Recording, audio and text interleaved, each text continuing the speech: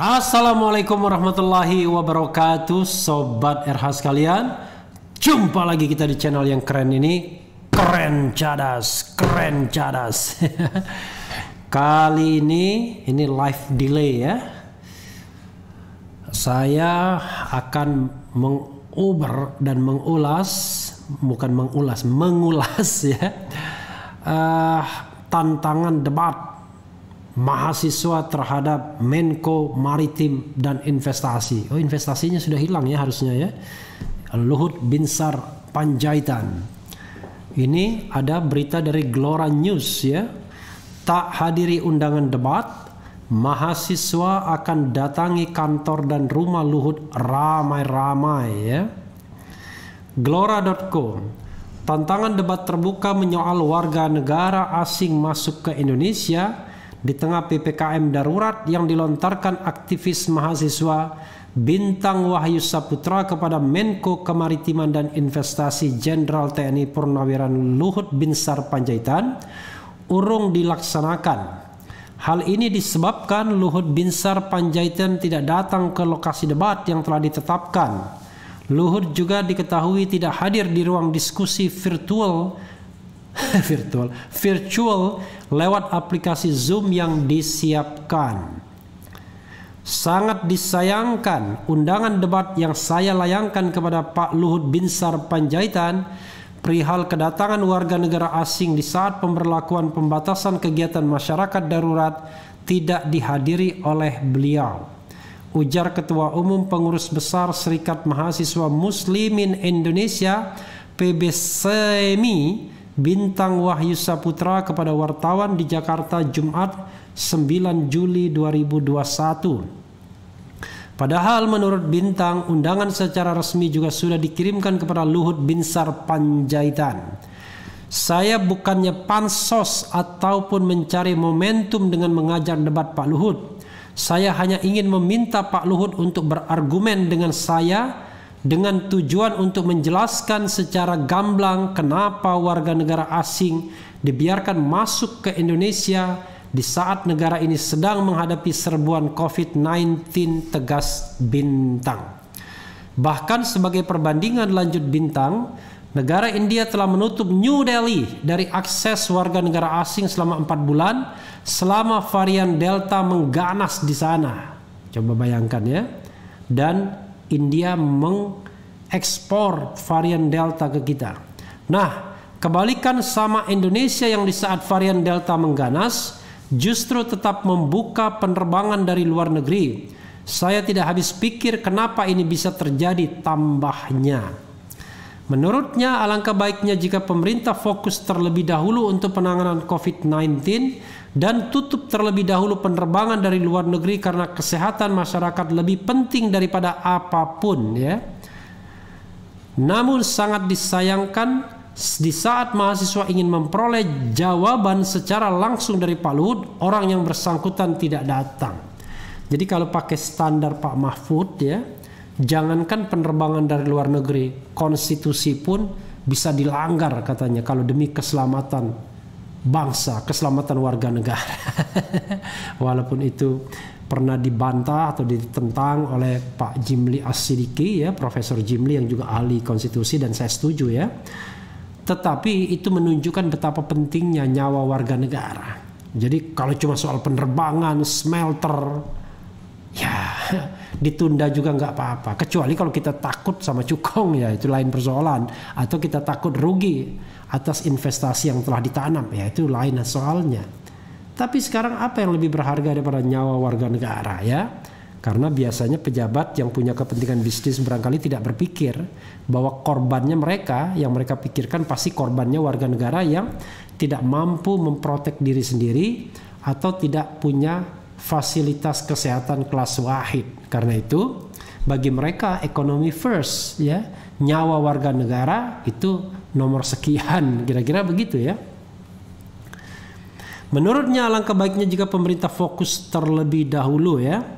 Lebih lanjut Bintang mengatakan seharusnya sebagai pejabat negara Pak Luhut punya political will dengan memenuhi undangan debat sekaligus sebagai bukti pemerintah terbuka dan menjalankan azas good governance sesuai perintah Presiden Joko Widodo.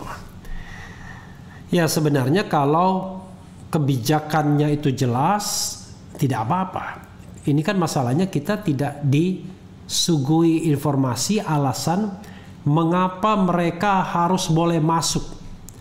Yang disuguhi bahwa mereka sudah kena vaksin, sudah karantina, sudah ada sertifikat yang kita tahu itu tidak jaminan secara faktual mereka tidak membawa virus. Kan begitu teorinya. Seperti halnya penerbangan dari India misalnya, atau warga negara India yang masuk.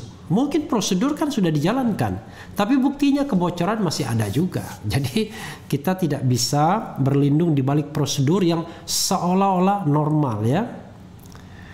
Jika saja Pak Luhut Binsar Panjaitan datang, itu membuktikan beliau seorang pejabat yang juga negarawan, tutup bintang ya.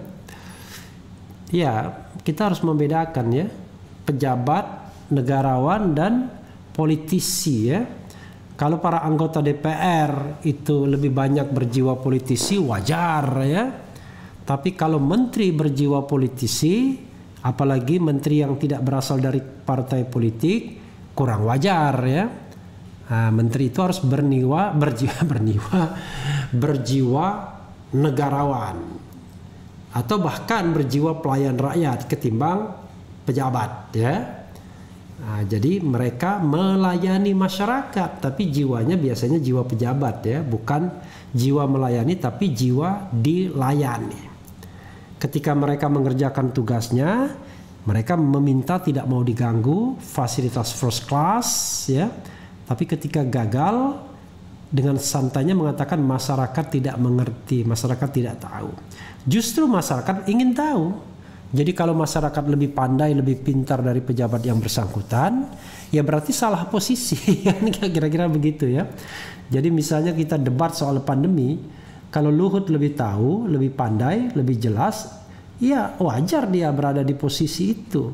Tapi masalahnya adalah kalau kita mengambil sebuah kebijakan negara, kan tidak hanya soal kepintaran, kecerdasan, dan kecukupan informasi. Tapi kita juga melihat apakah praktek good governance, clean government dijalankan, yaitu bagaimana mendahulukan tata kelola pemerintahan yang baik. Tidak ada vested interest misalnya. Tidak ada kepentingan yang diselubungi atau dilindungi. Tidak ada permainan kong kali kong, bisnis di antara pejabat-pejabat publik, ya kan? Ya, sebagai contoh beginilah ya. Coba kita telusuri secara baik-baik. Ada impor vaksin dan itu nilainya triliunan. Kira-kira ya, itu government to government atau sesungguhnya melalui broker, melalui pihak swasta misalnya. Karena sependek pengetahuan saya ya, pembelian itu jarang dari government to government.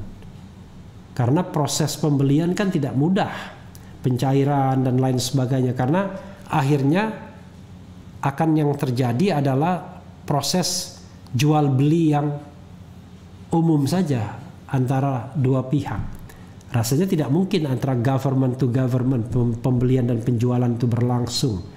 Biasanya government to government adalah komitmen, tapi yang menjalankan adalah pihak-pihak tertentu. Apakah itu BUMN, apakah itu pihak swasta di sana. Lalu kalau BUMN siapa yang punya jasa, jadi broker dan lain sebagainya dan lain sebagainya. Jadi sebenarnya banyak pertanyaan ya. Nah, salah satu kegagalan kenapa penanganan pandemi ini kelihatannya susah ya, terlepas dari pendapat Dr. Louis yang sangat kontroversial dan akhirnya interviewnya dengan Babe Aldo itu di take down, mungkin ada report oleh YouTube, tetapi kecenderungan menjadikan ini bisnis ya, itu juga besar ya, menjadikan katakanlah masalah pandemi kesehatan masyarakat ini menjadi lahan bisnis yang wah itu besar. Konon ya, info yang saya dapat, bisa ditunjuk hidung itu siapa yang menjadi kaya raya ya karena pandemi ini. Memang ada yang buntung, banyak juga yang untung dan berlimpah. Jadi ya sama seperti kata Ebit ya. Ya kan? Dalam kekalutan masih banyak kawan yang tega berbuat nista. Gitu ya.